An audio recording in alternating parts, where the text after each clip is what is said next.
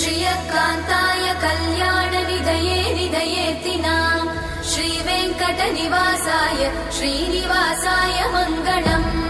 लक्ष्मी सविभ्रमालोकसुभ्रूविभ्रमचक्षुषे चक्षुषे सर्वलोकानां वेङ्कटेशाय मङ्गलम् श्रीवेङ्कटाद्रिशृङ्गाग्रमङ्गलाभरणाङ्गये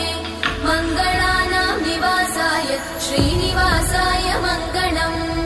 सर्वावयव सौन्दर्य सम्पदा सर्वचेतसां सदा सम्मोहनायास्तु वेङ्कटेशाय मङ्गलम् नित्याय निरवध्याय सत्यानन्दचिदात्मने सर्वान्तरात्मने श्रीमद् वेङ्कटेशाय मङ्गलम् स्वतः सर्वविदे सर्वशक्तये सर्वशेषिने सुलभाय सुशीलाय वेङ्कटेशाय मङ्गलम्।